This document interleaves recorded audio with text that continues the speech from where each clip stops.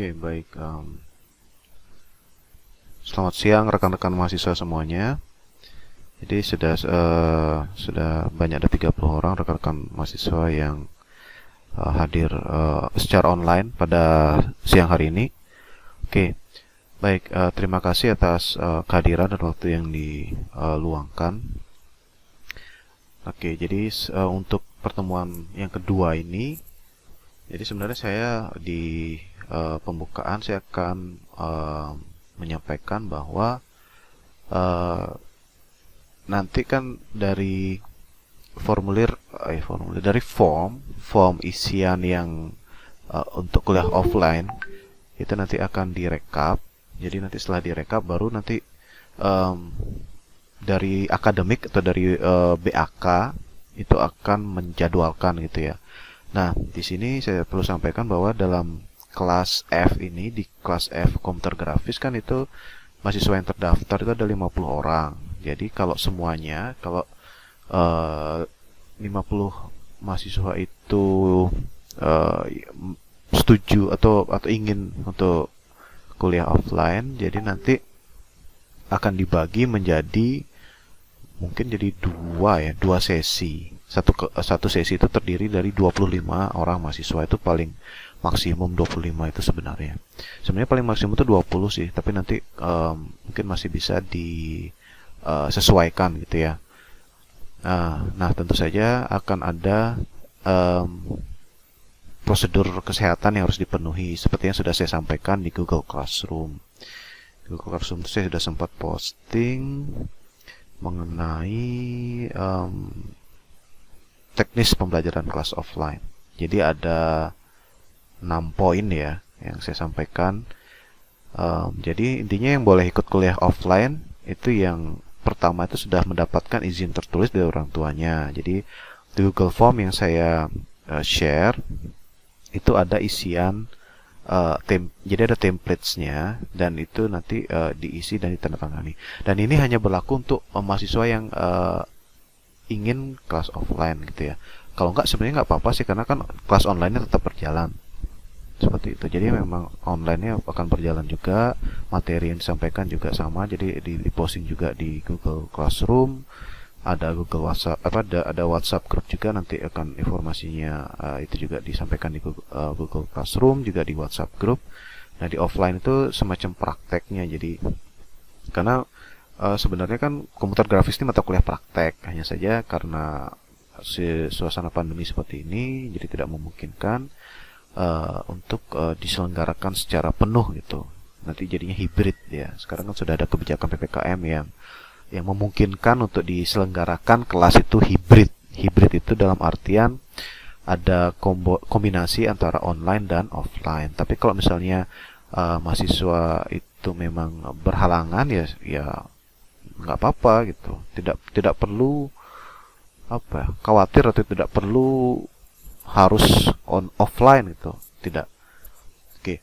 Nah, mahasiswa syarat kedua tadi kan, syarat yang pertama itu yang sudah mendapatkan izin tertulis dari orang tua, karena bagaimanapun juga orang tua itu adalah intinya Anda masih sangat terikat sama orang tua, walaupun Anda sebenarnya sudah mandiri gitu ya, sudah mandiri dalam artian Anda mungkin saja Anda membiayai kuliah Anda sendiri. Atau misalnya kalau orang tuanya berhalangan bisa dengan wali gitu ya. Ada yang chat ya. Maaf Pak. LDK itu apa ya? LDK BEM. Oh iya ya. Madita jawabin. Maaf Pak, saya ada kegiatan LDK BEM sekarang Pak. Bisa sebentar jawabin. Oh iya ya. Ya, silakan, nggak apa-apa. Oke, jadi sekarang sebenarnya materi untuk online session kali ini kita masih perkenalan dulu untuk Photoshopnya ya. Jadi yang waktu minggu lalu sebenarnya materinya sudah saya upload. Jadi untuk online sessionnya saya refresh dan mungkin ada tambahan-tambahan detailsnya seperti itu. Jadi kan kita nanti jadwalnya jam 12.30. Mudah-mudahan bisa gini ya, bertahan lama ya. Tergantung nanti kita kan akan mengevaluasi terus setiap pertemuan perkuliahan online session ini. Oke, lanjut lagi. Jadi sebenarnya untuk teknis pembelajaran kelas offline sudah saya upload di Google Classroom, silakan dibaca. Jadi saya akan mereview lagi. Yang kedua, mahasiswa yang boleh masuk klub untuk praktikum adalah mahasiswa yang sudah memenuhi syarat yang pertama, di mana sudah mendapatkan izin tertulis, dan kedua, dia harus mengikuti protokol kesehatan. Jadi intinya di syarat yang pertama itu sudah mendapatkan izin orang tua dan juga sudah divaksin, vaksinasi COVID ya, corona itu sudah 2 kali, sudah 2 lengkap ya. Jadi kalau masih ada yang sekali, mungkin bisa ikut di sesi offline atau praktek di kelas itu setelah mendapatkan vaksinasi yang kedua. Jadi jangan khawatir gitu. Lalu sebelum masuk ke lab itu harus sudah mandi ya, yang pertama ya. Jadi lalu ketika masuk ke lab itu sudah mengenakan masker yang rangkap 2, nanti ada 2 lapis. Lalu sebelum masuk ke lab harus mencuci tangan, kan ada banyak tempat cuci tangan di Sticky. Jadi silahkan cuci tangan dulu sebelum masuk kelas. Jadi nanti di kelas juga Anda tidak boleh makan dan minum ya, karena di kelas itu kan Anda pakai AC. Jadi kalau Anda ingin makan atau minum, boleh izin keluar, makan dan minum sebentar, lalu bisa masuk lagi dengan masker yang sudah tertutup. Jadi tidak boleh bergerombol juga. Jadi intinya prosedur kesehatan itu harus diselenggarakan dengan tertib. Seperti itu. Yang poin-poin yang lainnya sudah saya sampaikan.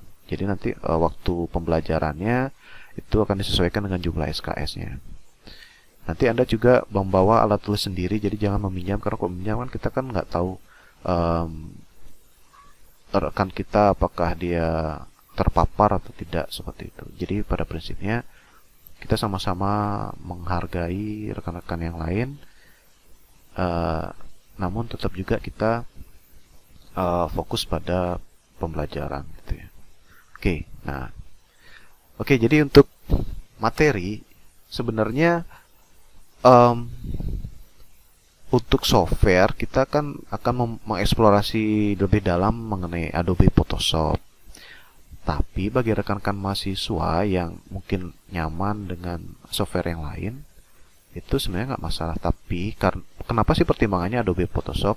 Karena software ini yang paling umum ya, paling generik ya, digunakan untuk di banyak tempat kerja ya. Maksudnya banyak project itu lebih umum dia menggunakan Adobe Photoshop. Walaupun sebenarnya ada yang sudah pernah dengar Canva nggak? CANVA. Jadi saya share dulu ya, mana dia Canva-nya. Coba saya share dulu. Di sini saya share di Canva. Oke, udah terlihat ya.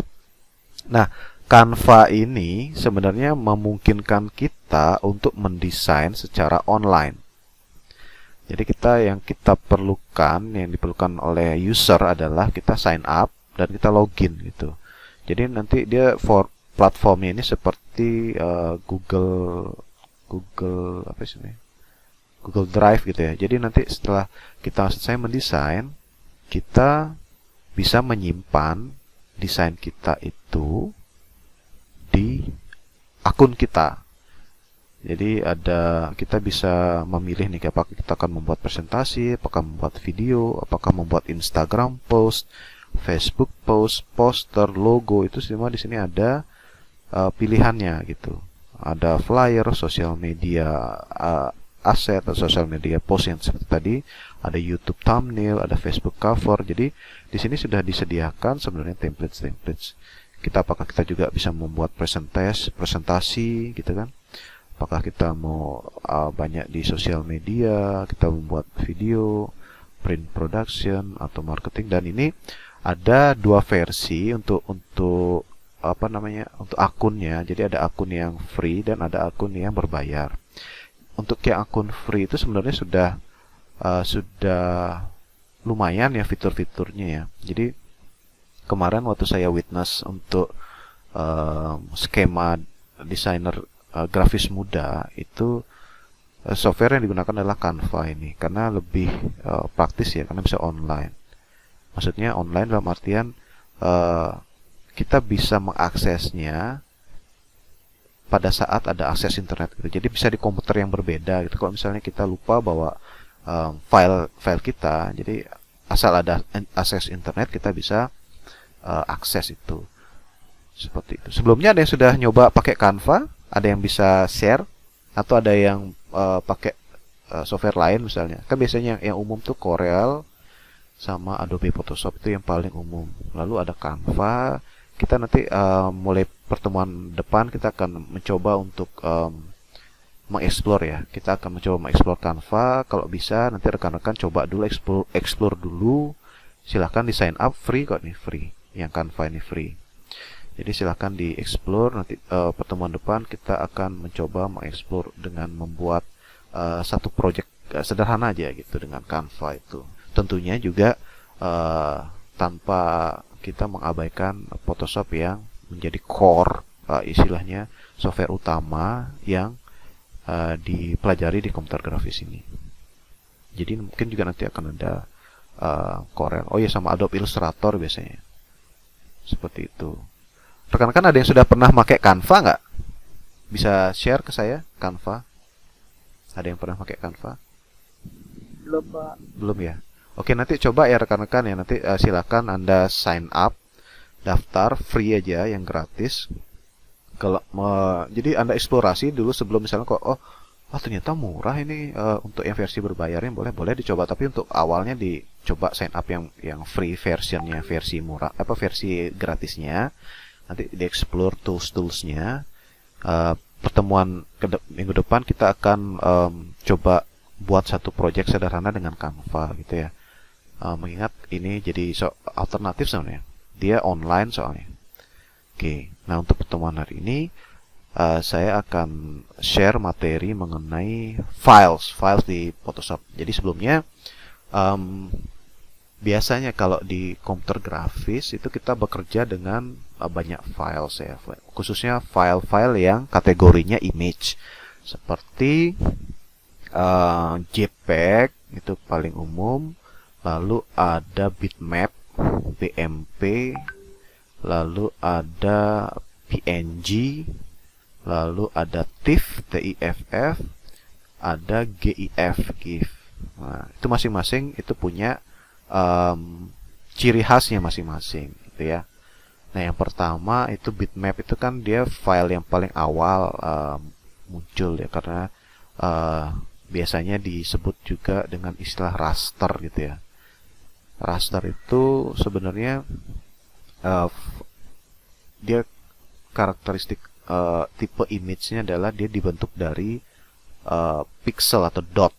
Jadi ada titik-titik gitu. Makanya ada satuan resolusi namanya dot per inch yang DPI atau PPI, pixel per inch, seperti itu. Oke, JPEG. Jadi misalnya nih, kalau misalnya saya coba buat sharing di ini ya. Oke, jadi kalau di Photoshop itu kan kalau kita misalnya kita buat files. Jadi untuk awalnya, jadi kalau di Photoshop tuh kita bisa buat ada banyak tipe atau project ya. Jadi kita bisa membuat project editing foto. Kita juga sebenarnya bisa membuat editing video yang di versi Photoshop yang terbaru gitu ya. Tapi di sini sebenarnya untuk layar itu sudah ada tersedia banyak ukuran. Yang banyak kita eksplorasi adalah yang ukuran kertas biasanya. Di sini di US paper dan international paper biasanya kita akan menggunakan yang ukuran A gitu ya. Atau untuk foto juga ada di sini. Di sini ada foto. Foto juga ada banyak. Di sana ada landscape. Ada yang portrait, ada 2x3, ada di sini ada banyak nih, ada portrait, ada yang orientasinya landscape, ada orientasinya portrait. Jadi kita bisa pakai misalnya international paper gitu ya. Oke, misalnya di sini apa? A4 ya dia. Di sini ya A4. Oke. Nah, kalau dia JPEG, misalnya kalau dia JPEG,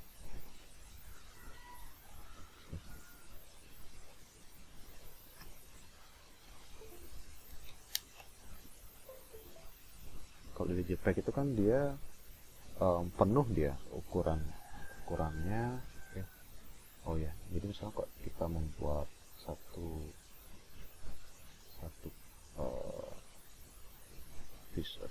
image gitu ya, satu image visual. Misalnya kita buat satu sphere ya. Sphere misalnya. Kita buat satu sphere apa? Ya, sphere. Oke, jadi kalau misalnya JPEG itu kalau kita file save as,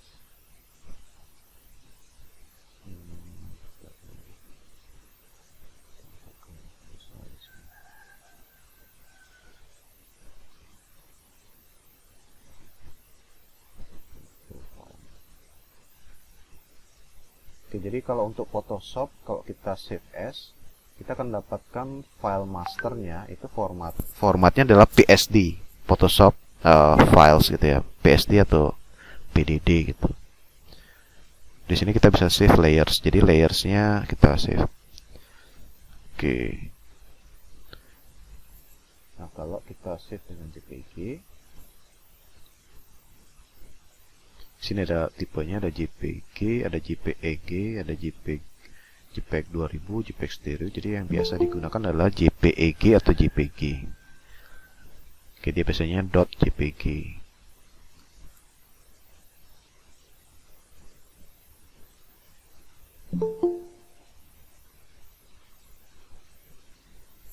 Oke. Nah, setelah itu kita coba lagi dengan PNG. Jadi ini sebenarnya yang membedakan antara PNG dengan JPG itu, PNG dia bisa menyimpan informasi mengenai bagian yang transparan. Oke, bagian transparan. Oke, misalnya di sini ada PNG ya. Nah, kalau kita membuat file PNG dengan Photoshop, biasanya kita bisa menyimpan area yang transparan. Area yang transparan di Photoshop itu ditunjukkan oleh bagian yang berwarna, bagian yang berbentuk checkers. Checkers itu seperti papan catur, tapi warnanya putih dan abu-abu. Jadi bidang yang dipenuhi checkers atau kotak-kotak berwarna putih dan abu-abu itu adalah bidang yang transparan sebenarnya. Yang transparan inilah yang bisa disimpan ketika kita menyimpan file kita dalam format PNG gitu ya. Karena misalnya kita coba simpan file save as, kita pakai yang PNG. Di sini ada pilihannya, ada PNG gitu ya, PNG. GIF, file GIF juga bisa dia menyimpan transparan, yang tidak bisa bitmap, JPEG yang raster itu. Nah, sekarang misalnya kita coba taruh ya, misalnya file itu di satu bidang, misalnya di PowerPoint, yang warnanya bukan putih gitu ya. Nah, misalnya warnanya biru.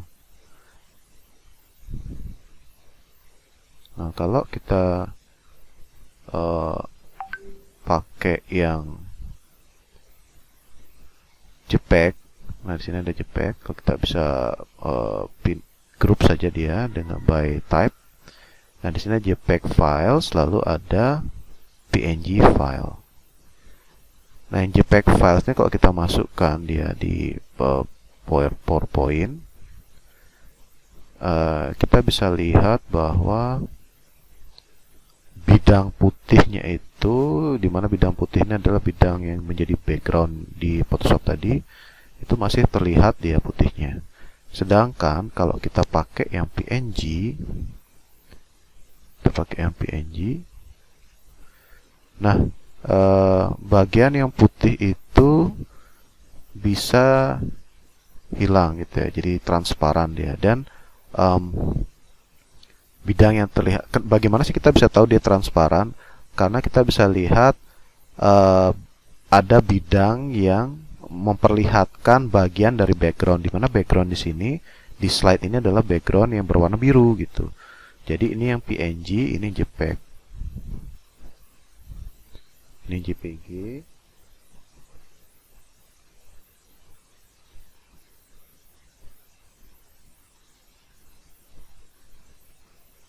JPG. Lalu ini yang PNG.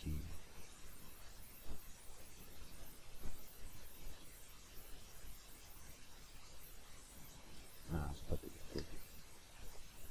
Nah, satu lagi ada yang namanya file GIF. GIF ya, GIF.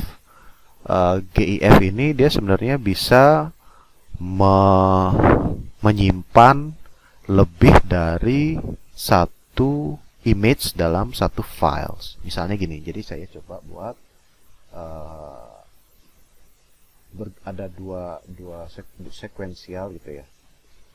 Jadi misalnya ini saya buat dia seperti itu.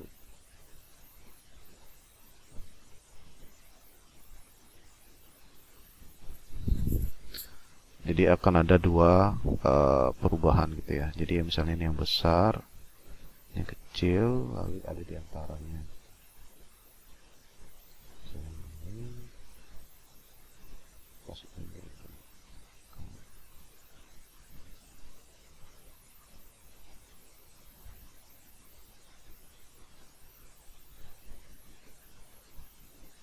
Oke. Nah, sekarang misalnya, nah di Photoshop itu dia kita bisa membuat animasi sederhana sebenarnya, animasi GIF animation. Jadi GIF animated, GIF-nya bisa beranimasi dia. GIF itu dia termasuk tipe file image, tapi kita bisa membuat sequential image dalam satu file GIF itu. Ini saya perlihatkan ya. Misalnya di sini di frame pertama kita tampilkan yang apa namanya, yang bola yang pertama, frame pertama, lalu kita tambahkan di frame kedua misalnya yang transparan, lalu di frame ketiga yang kecil dengan ada transparannya, kemudian yang kecil seperti itu. Lalu kembali lagi ke frame kelima itu yang ada transparannya. Nah, jadi kita misalnya buat seperti ini, nanti dia akan menjadi beranimasi gitu ya.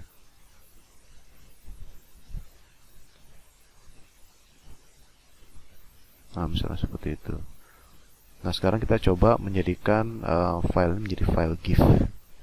Jadi untuk membuat file membuat animated GIF, kita gunakan perintah dari file. Nah, kita pakainya save for web. Karena dari Photoshop kita bisa membuat aset-aset untuk web. Save for web. Lalu di sini ada pilihannya. Nah, karena dia lumayan besar ya, 300 dpi untuk file GIF itu dia lumayan besar. Di sini dia ada pengurangan kualitas visualnya, jadi pixelnya dipecah deh jadi 2 MB. Sebenarnya kita bisa optimize file size-nya menjadi 2 mega saja misalnya, biar nggak terlalu besar, karena itu 2700 jadi 2,7 mega. Dan ini lumayan diprosesnya ya. Oke, karena saya menggunakan 300 dpi, jadi ini agak berat. Sedang diproses. Sini lama juga nih prosesnya.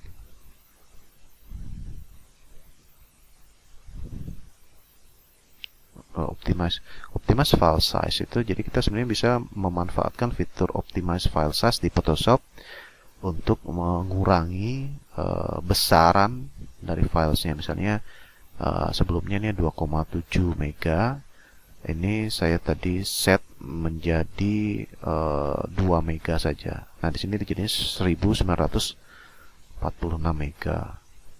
Jadi kita bisa pilih save. Nah, kita bisa pilih di komputer grafis. Nah, di sini yang save yang apa namanya, file GIF-nya. Nah, memang kalau dia file GIF itu dia ada penyesuaian pixelnya, jadi tidak bisa sempurna dia. Nah, kembali lagi ke PowerPoint-nya. Misalnya tadi udah dapat yang GIF, mana dia yang GIF? Oh, di sini dia yang GIF-nya. Oh, besar ini dia file.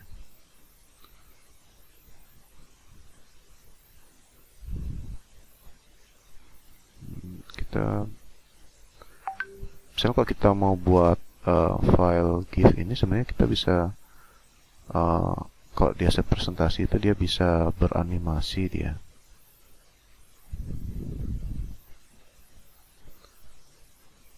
Jadi ada GIF animated nama filenya. Cuma memang dia bakal jadi lambat mungkin ya. Coba kita lihat.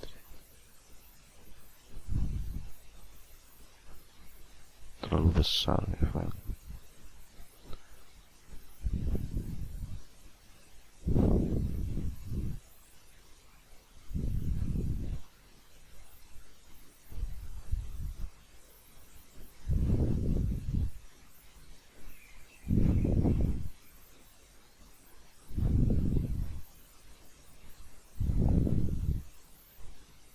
Yang ini GIF.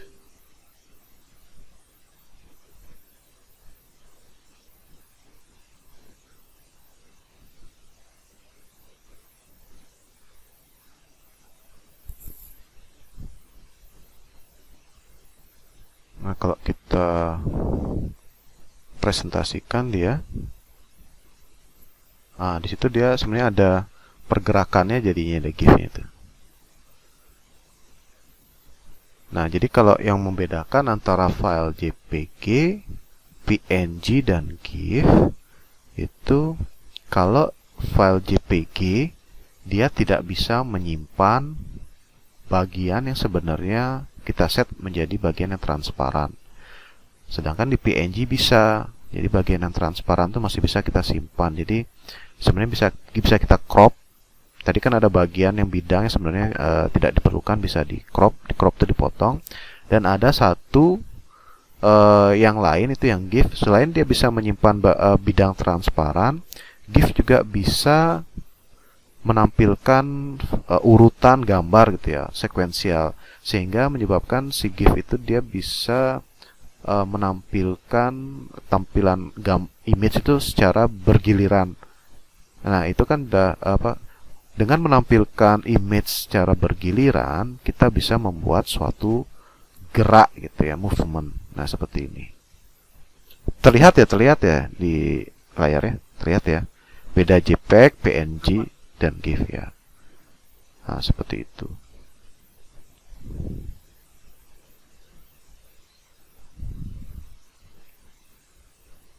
Oke, sudah kebayang ya. Jadi apa sih perbedaan antara JPEG, PNG, GIF? Udah ya. Nanti Anda bisa juga coba untuk, intinya kalau GIF itu dengan dua image yang berbeda saja, nanti ketika dia di save dengan save for web tadi, itu bisa jadi beranimasi. Intinya ada dua image yang berbeda, misalnya warnanya berbeda saja, itu nanti bisa kita gunakan sebagai aset macam-macam ya. Bisa untuk di web, untuk seperti tadi untuk di presentasi juga bisa. Jadi selama dia ditampilkan di browser atau di platform ya yang bisa menampilkan GIF sebagai gambar yang berurutan, dia bisa tampil sebagai animasi. Tapi kadang ada juga yang banyak platform yang tidak mendukung GIF sebagai gambar yang sekuensial. Sebenarnya banyak juga di sosial media itu yang kita bisa menampilkan avatar kita atau foto profil kita itu menjadi bergerak gitu ya. Itu biasanya sih pakainya GIF atau animated PNG. Nah, kalau di Line situ dia stikernya kan ada yang stiker beranimasi itu dia pakainya animated PNG dia. Jadi PNG yang beranimasi. Ada juga yang GIF animated seperti itu. Nah, itu untuk format files. Sejauh ini ada pertanyaan? Silakan.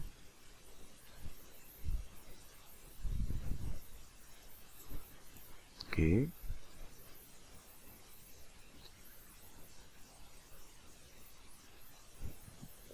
Untuk saya lumayan jelas, Pak. Oke, baik. Terima kasih, terima kasih. Oke, selanjutnya mengenai files, ukuran files ya, JPG tadi kan, coba saya share lagi di Photoshop-nya. Oke, jadi di sini saya sudah tampilkan tadi mengenai GIF ya. Jadi kita pas kita lewatkan. Oke. Nah, sekarang kita melihat ada tampilan dari workspace Photoshop. Jadi workspace dari Photoshop ini dia ada banyak pilihannya sih. Kalau misalnya kita pilih ada painting, ada fotografi atau tipografi, itu sebenarnya dia layoutnya atau user interface-nya berbeda. Misalnya painting. Oke. Nah, di sini painting itu dia akan menampilkan fitur-fitur atau tools-tools yang memang sering digunakan waktu painting gitu ya. Misalnya nih, misalnya saya buat file pakai personal paper 300 pixel. Nah, di color mode-nya full color RGB. Nah, biasanya kok RGB color ini biasanya dia tampilan color mode yang untuk di layar ya. Biasanya kalau kita hanya bekerja untuk tampilan, jadi kalau hasil finalnya hanya ditampilkan di layar, cukup dengan RGB. Tapi ketika dicetak, itu seringkali mesin cetaknya itu dia formatnya CMYK. Jadi sebenarnya kalau kita bekerja dengan RGB color untuk pekerjaan yang membutuhkan cetak, itu kadang ada warnanya itu yang meleset gitu kan. Karena itu sebenarnya ada perlu yang namanya kalibrasi gitu ya. Jadi kalau memang kita tahu bahwa mesin cetak yang akan kita gunakan itu dia formatnya CMYK, sebaiknya kita bekerja dari awal dengan CMYK, karena nanti kalau dia masuk ke mesin itu kadang ada warna yang berbeda gitu ya, ada penyesuaian warna. Sehingga kalau kita adalah tipe orang yang perfeksionis, tipe orang yang akurat atau detail terhadap satu profil warna atau hue-nya misalnya atau saturasinya, itu kita harus memperhatikan mode dari warna itu. Seperti itu. Nah, kita sekarang pakainya color mode RGB untuk painting ya misalnya. Jadi untuk Photoshop itu sebenarnya dia bisa digunakan untuk digital painting. Misalnya nih, misalnya saya buat satu bidang gitu ya, saya warna dengan warna yang gelap. Nah, tergantung pendekatannya. Kita bisa pakai pendekatan model tampilan yang watercolor atau cat air, atau bisa juga yang oil painting. Jadi seperti cat minyak, atau juga bisa juga cat poster gitu ya. Nah, misalnya seperti ini. Nah, kalau Photoshop, kalau kita menggunakan Photoshop untuk digital painting, biasanya kita memerlukan pen tablet atau grafik tablet seperti merek-merek yang terkenal seperti Wacom, Huion, Genius gitu ya. Jadi kita banyak sekali mereksplorasi brush. Makanya di sini kalau di painting itu ada tampilan brush preset yang ditampilkan. Ya misalnya seperti ini. Jadi saya tambahkan satu layer untuk shadingnya. Jadi ada flat color, ada shading gitu ya. Kalau kita mau di digital painting. Nah, di sini misalnya shading sama lighting gitu ya. Nah, untuk brush itu ada di sini tools brushnya. Itu ada di sebelah kiri di bagian tools, dan dia ada di bagian di sini di kelompok yang editing ya, semacam bagian yang mengolah gambar pixelnya. Nah, di sini ada brush tools. Kita bisa klik kanan atau ditahan, klik kiri tahan untuk menampilkan ada brush tools, ada pencil tools, color replacement tools, dan mixer brush tools. Nah, misalnya di sini brush tools. Nah, kalau perbedaan kenapa sih kita harus menggunakan alat pendukung atau alat tambahan seperti graphic tablet, karena kalau dengan mouse itu dia tidak akan bisa menghasilkan garis yang tebal tipis. Nah, sedangkan kalau di sini saya gunakan graphic tablet. Nah, ada satu tipe, jadi saya klik kanan ya, di sini saya klik kanan. Jadi di sini ada tipe brush. Kalau kita lihat di stroke thumbnailnya, itu dia tebal tipis, dia bisa tebal tipis. Sebenarnya kita bisa ciptakan juga di brush presetnya di sini, di toolsnya, dia di window, mana di brush. Nah, di sini kita bisa centang di shape dynamicnya. Kalau shape dynamicnya hilang, maka dia tidak ada dinamisasi dari stroke-nya, goresannya. Jadi kalau kita menggunakan alat tambahan atau pendukung seperti graphic tablet, secara otomatis akan menampilkan shape dynamicnya pada awal ketika kita membuka Photoshop gitu ya. Oke. Nah, kalau kita misalnya menggunakan model brush, jadi kita biasanya pakai yang model yang brush, jadi ada yang tebal dan ada tipis. Jadi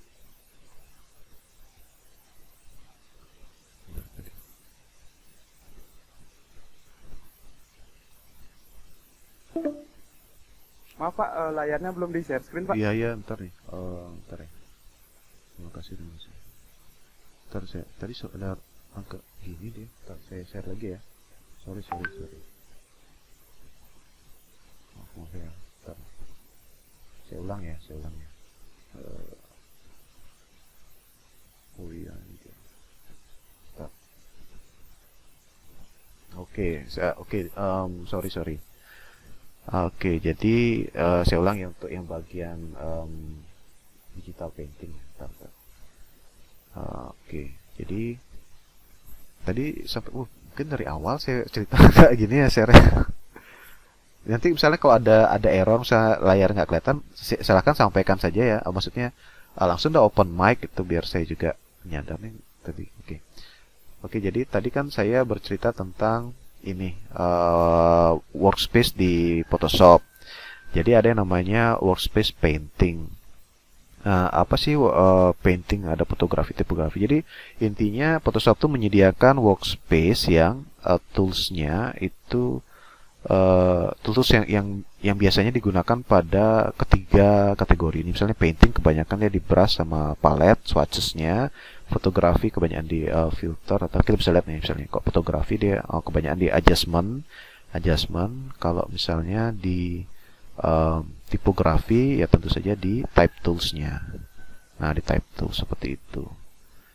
Jadi saya kembali ke tadi ya painting ya. Ini kalau di painting misalnya tadi saya menceritakan tentang bagaimana sih fitur-fitur di Photoshop bisa mendukung kita untuk membuat karya digital painting gitu ya. Jadi intinya ada brush.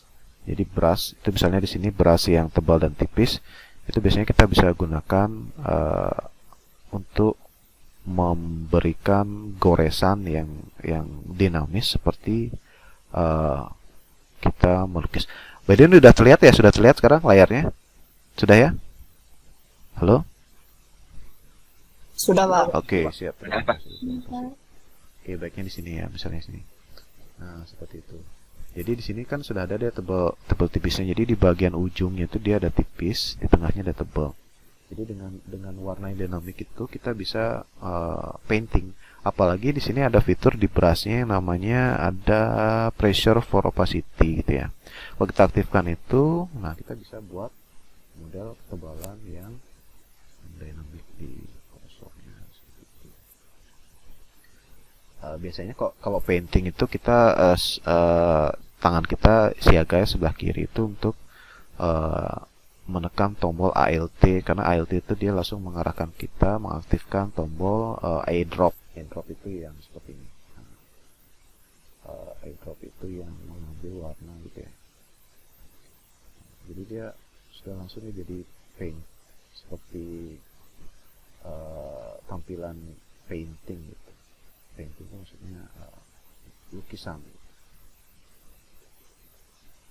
Nah, jadi kita bisa membuat model painting itu di Photoshop.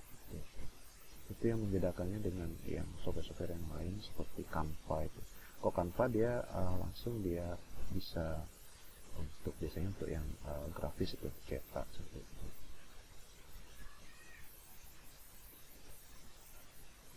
Kita kan langsung bisa mendapatkan citra lukisan seperti itu. Apalagi misalnya kita kombinasikan dengan warna-warna yang lain gitu ya.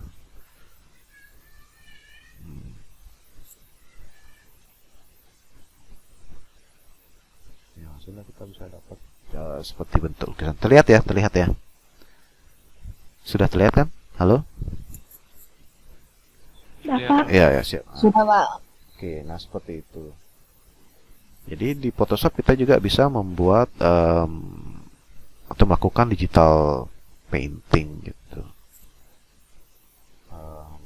Jadi sebenarnya sangat software Photoshop itu sangat saya pikir sangat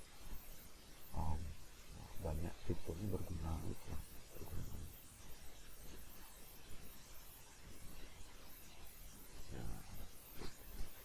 Oke, itu untuk yang workspace-nya. Nah, selanjutnya di sini ada tools sebenarnya. Jadi kalau di Photoshop itu dia setiap tools, kalau misalnya Anda sekalian bisa coba ya di laptop atau PC masing-masing. Jadi kalau Anda pilih masing-masing tools itu, Anda perhatikan di bagian atas, di bagian propertinya ini, dia akan menampilkan properti atau fungsi-fungsi lain dari tools itu gitu. Misalnya Anda pilih move tools ya. Nah, kalau masing-masing tools ini sebenarnya kita bisa tahu namanya. Kalau kita arahkan kursor kita lebih lama ke tools itu, kita diamkan, nanti akan muncul ada move tools. Nah, itu artinya ada tulisan move tools, lalu ada dalam kurungnya apa V dia. Nah, dalam kurung V itu artinya yang dalam kurung itu adalah shortcut key-nya. Jadi kalau kita tekan tombol V di keyboard, itu akan langsung mengaktifkan tools yang dimaksud itu.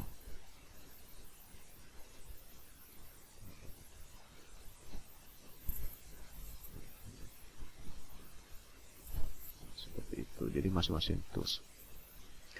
Misalnya di sini ada marquee selection toolsnya, rectangular marquee tools, ada lasso tools, ada magic wand tools. Kalau kita pilih masing-masing, dia ada propertinya gitu. Nah, di bagian atas ini adalah tools-tools yang biasanya berfungsi dalam selection. Selection itu dalam artian menyeleksi, itu artinya memilih gitu ya. Apa sih yang dipilih? Pixel-pixel. Jadi kita memilih pixel-pixel dalam di image itu. Misalnya tadi mana dia? Nah, misalnya saya buat yang seperti ini. Nah, kalau yang bagian pertama ya, bagian tools yang pertama yang rectangular marquee tools.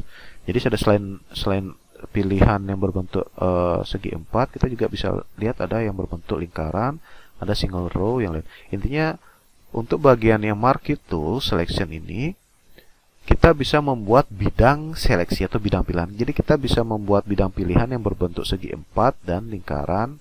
Nanti kita bisa memindahkan pilihan itu. Nah, tapi kita perlu perhatikan juga image layer di mana image itu berada. Misalnya di sini nih. Misalnya anggap saja di sini layernya saya flatten gitu ya. Saya flatten itu dalam artian menyatukan satu layer. Jadi di sini kalau misalnya kita gunakan pilihan yang berbentuk segi 4, nah nanti kita bisa atur pilihan kita posisinya. Jadi misalnya seperti ini. Jadi kita membuat selection-nya misalnya di sini, kita buat selection. Lalu kalau kita arahkan kursor kita ke bagian selection itu, Anda akan lihat ada perubahan. Jadi dari bentuknya tanda tambah plus itu ya, kalau kita masukkan ke area selection, dia akan menjadi tampilan seperti itu. Ada kursor, ada segi 4 yang putus-putus itu di sebelah kanan bawahnya. Nah, itu artinya kita bisa memindahkan selection itu. Karena kita masih berada di tool selection.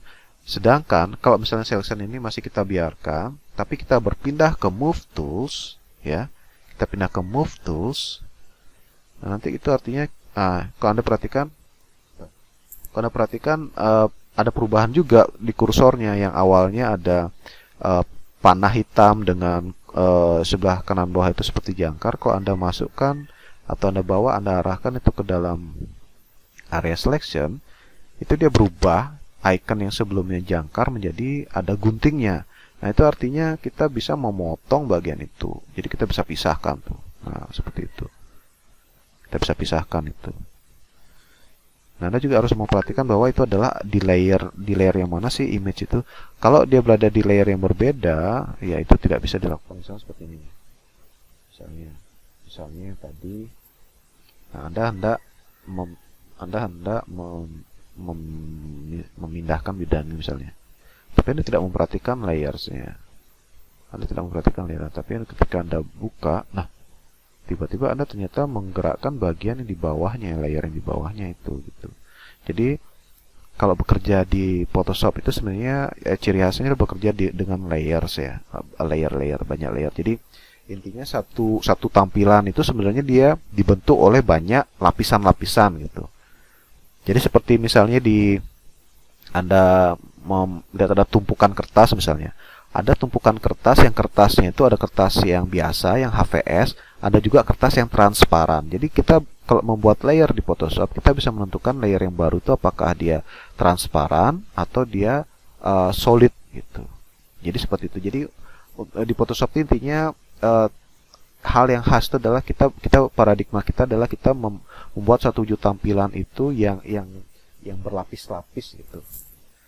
Jadi jangan kita buat hanya satu bidang gitu, karena kita kan akan membawa banyak gambar gitu ya. Istilahnya kita akan terbiasa dengan istilah aset gitu ya. Kita akan banyak membawa aset-aset untuk satu tampilan project kita gitu. Jadi dia bertumpuk-tumpuk, berlapis-lapis gitu. Jadi itu yang harus diperhatikan, paradigma seperti itu yang harus kita bawa ketika kita bekerja dengan Photoshop. Kita bekerja dengan banyak layers gitu ya. Oke, saya stop sharing dulu. Oke, sampai sejauh ini ada pertanyaan? Tadi ada di chat ya, sorry. Izin live, oh iya. Oke, tadi ada, mohon maaf nih, saya tadi langsung ngelantur aja, saya ngomong ternyata screen-nya nggak kelihatan. Tapi tadi udah kelihatan ya, udah jelas ya mengenai Photoshop. Oke, baik, terima kasih. Nah itu jadi mengenai tools, jadi sebenarnya bisa dieksplorasi, khususnya ada tools, lalu kita bisa lihat propertinya. Oke, jadi saya share lagi ya, ntar saya share screen lagi, mudah-mudahan ini terlihat lagi. Saya entire screen. Oke. Nah, udah terlihat ya? Tolong dibantu. Udah terlihat? Halo? Lihat, Pak. Oke. Udah. Oke. Nah, sekarang di sini kalau kita lihat misalnya kita bekerja sama tools yang namanya yang tadi rectangular marquee tool ya. Nah, kita lihat di bagian propertinya ya. Nah, di sini kalau di bagian kanan ini kan ada yang segi 4, lalu ada kotak berwarna hitam ya di belakangnya. Nah, kalau kita arahkan kursor kita, nanti dia akan muncul tulisan New Selection.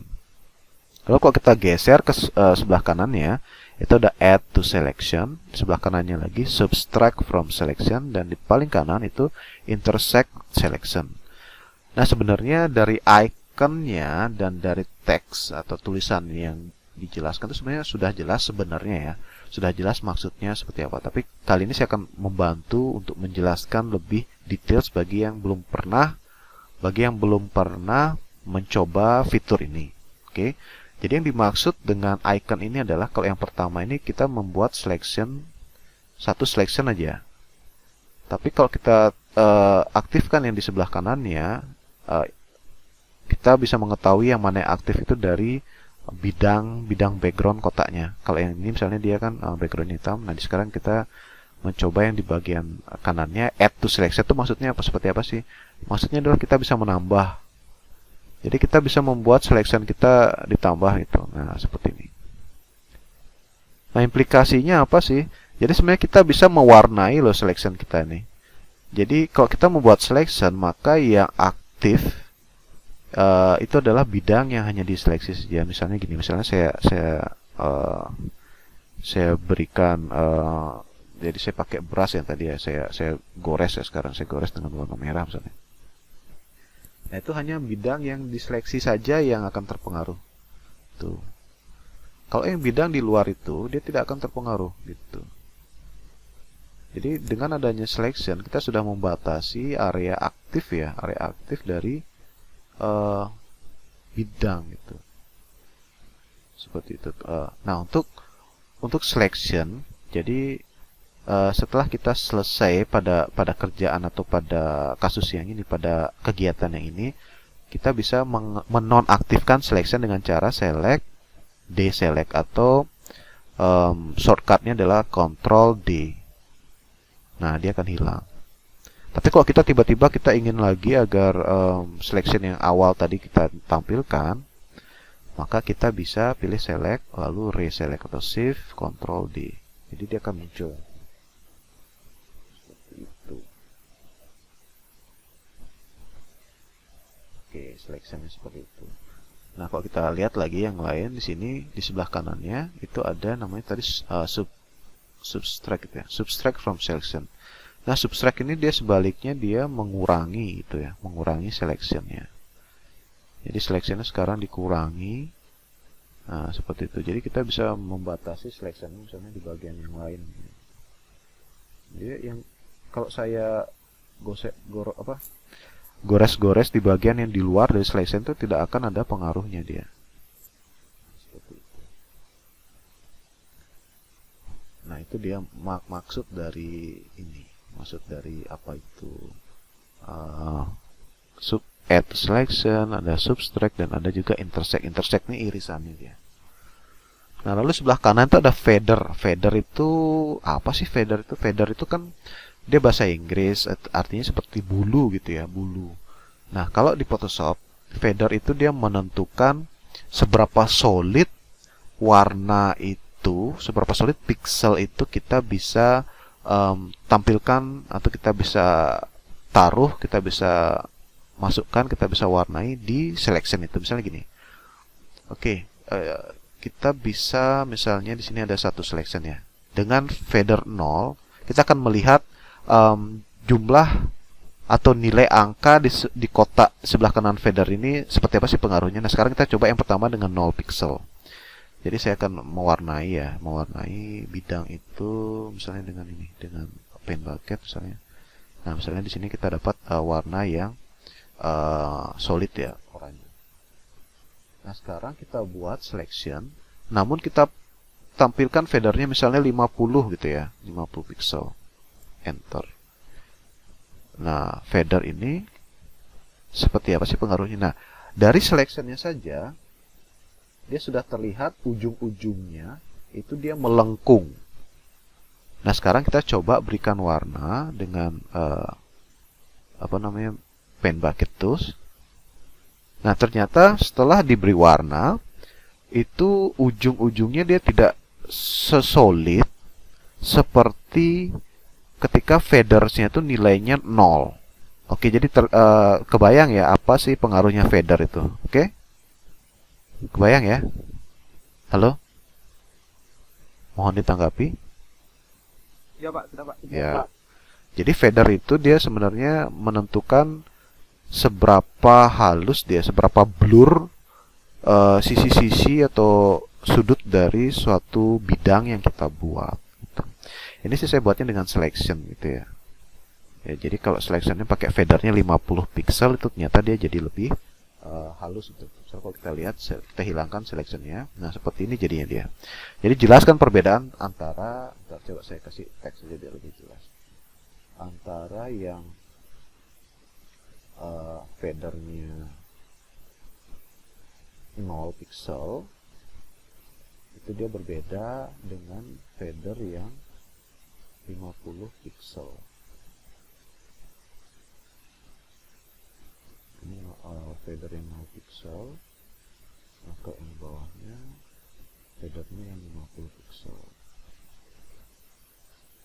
Nah, seperti itu perbedaannya. Ini yang 0 pixel,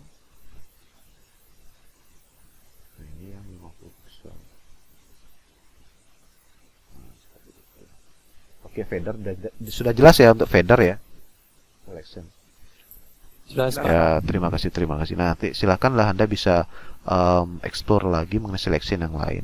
Nah, lalu ada selection yang ini yang seperti apa tongkat ajaib itu. Nah, seperti tampilannya yang seperti tongkat ajaib. Nama toolsnya juga nama toolsnya adalah tongkat ajaib yang dalam bahasa Inggris itu artinya magic wand ya. Dalam bahasa Inggris dia disampaikan sebagai magic wand. Magic wand ini kan dia istilahnya tongkat ajaib lah itu magic wand. Ya, tongkat ajaib. Nah, kalau magic wand ini dia menyeleksi satu profil yang sama, satu profil warna yang lebih mudah tuh satu warna yang sama, satu bidang warna yang sama. Misalnya seperti ini nih. Saya coba buat di Photoshop ya. Misalnya nih. Sini ada flat color nih. Misalnya saya buat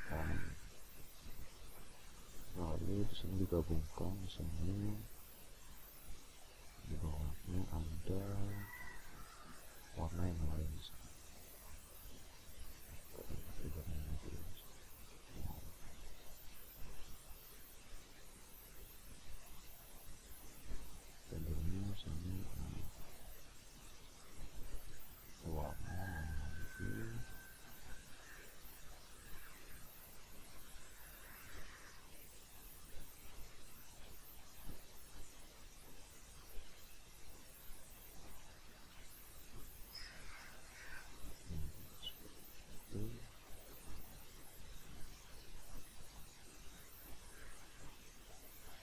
Oke.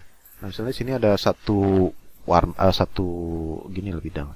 Nah, hal yang paling awal yang perlu Anda perhatikan dalam menggunakan Magic Wand adalah Anda pastikan Anda pastikan pixel atau gambar yang mau Anda pilih itu adalah berada di layer aktif. Nah, dalam hal ini saya sudah memastikan ya bahwa di layer aktif, perhatikan di layernya itu yang visualisasinya yang terlihat di thumbnailsnya itu adalah memang yang sedang akan dikerjakan di workspace-nya lembaran kerja ini. Nah, kalau kita lihat di bagian properti dari tools Magic Wand itu sama juga, di sini ada bagian-bagiannya kita bisa seleksi dan menambah seleksi. Nah, di sini ada sample size, ada pakai point sample. Nah, kita pakainya point sample saja karena dia akan menyeleksi satu profil atau satu pixel dari bidang-bidang yang kita sentuh ya, kita klik dengan Magic Wand ini. Nah, di sini ada tolerance. Tolerance ini menentukan seberapa mirip profil warna itu gitu ya. Misalnya gini nih, langsung aja saya. Misalnya ini, oke. Oke, misalnya di bagian ini.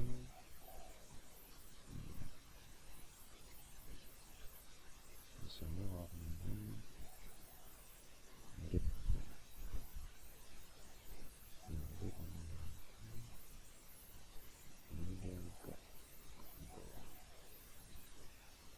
Oke, di sini kan sebenarnya ada 3 warna hijau yang punya intensitas yang berbeda gitu ya.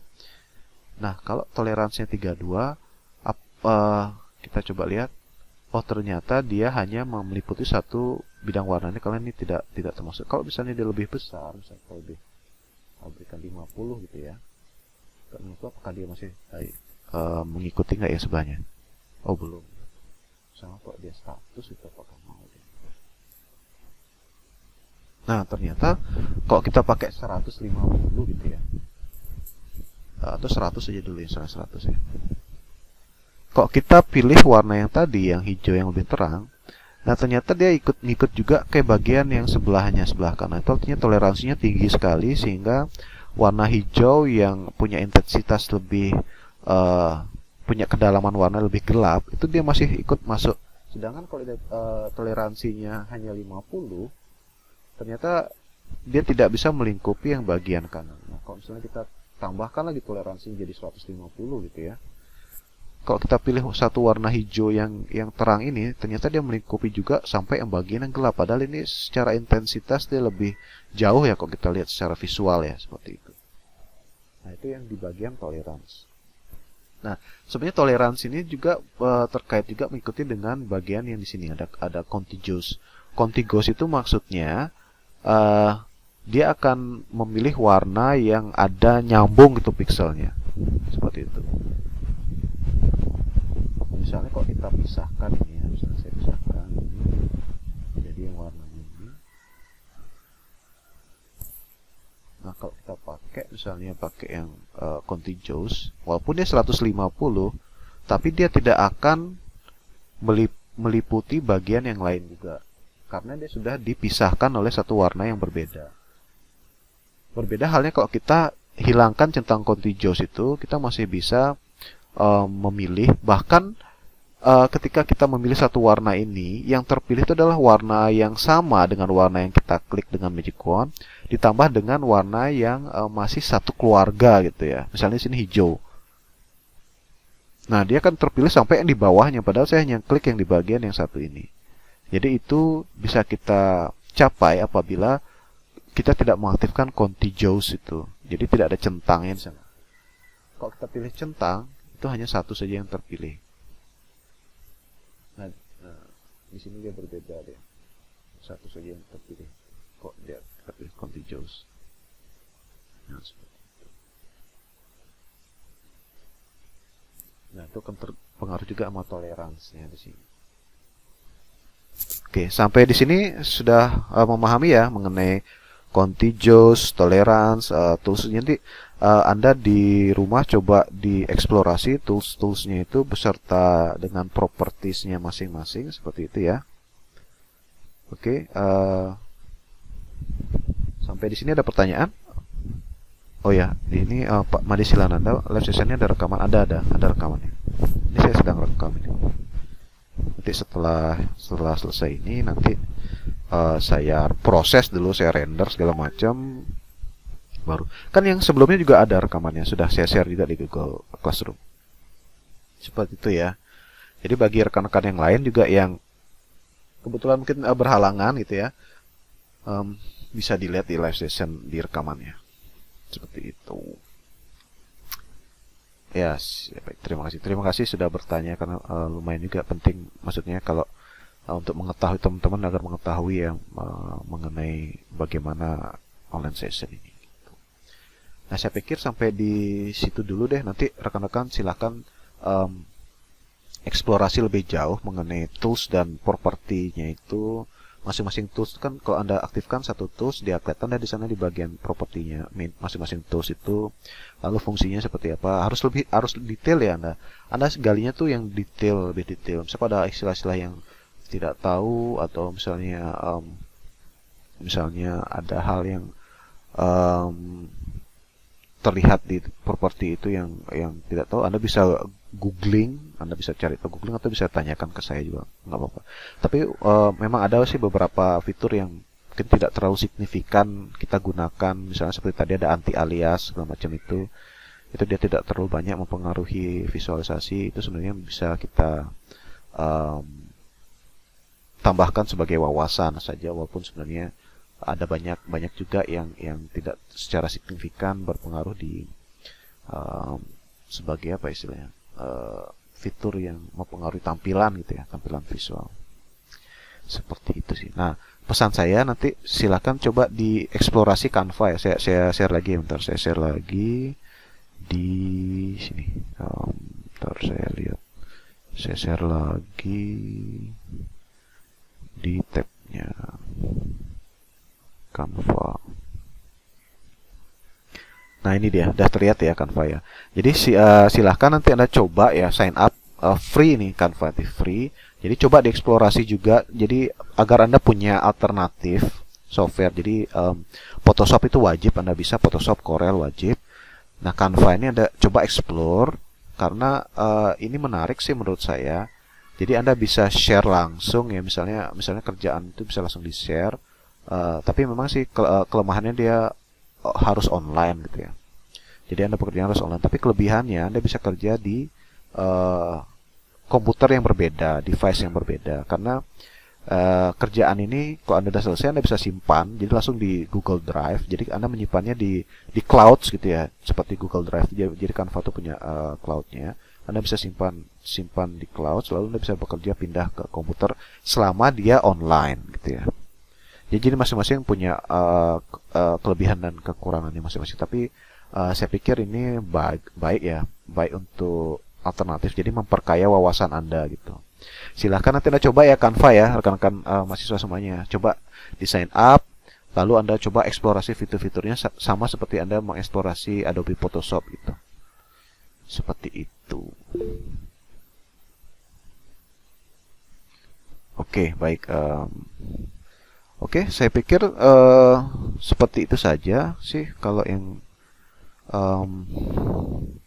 untuk online session kali ini. Jadi online session ini juga saya rekam. Jadi rekamannya nanti saya render, saya proses, saya upload seperti biasa di YouTube ya, biar lebih mudah Anda akses. Seperti itu ya. Oke, saya pikir untuk online sessionnya saya selesaikan sampai di sini. Sebelum saya tutup, apakah ada pertanyaan baik bagi rekan-rekan mahasiswa? Silakan. Oke, untuk kuisnya jangan lupa ya. Itu kan kuisnya sebenarnya jawabannya sudah ada di materinya. Jadi Anda tinggal baca saja materinya, udah gampang lah. Maksudnya tidak terlalu besar effort yang harus Anda keluarkan untuk menjawab kuis itu. Oke. Sudah waktunya jam makan siang juga. Kalau ada yang mau tidur siang bisa, ada yang punya kegiatan bisa dilanjutkan. Saya tutup sampai di sini ya. Selamat siang. Terima kasih atas waktu yang sudah diluangkan. Kita ketemu lagi di online session minggu depan dan saya akan melihat rekapan dari form yang Anda isi di Google Classroom sebagai syarat untuk kuliah offline. Baik, terima kasih. Selamat siang semuanya rekan-rekan. Semoga senantiasa sehat ya. Terima kasih. Selamat siang semuanya. Selamat siang, Pak. Selamat siang, Pak. Terima kasih. Selamat siang, Pak. Selamat siang, Pak. Ya, Pak.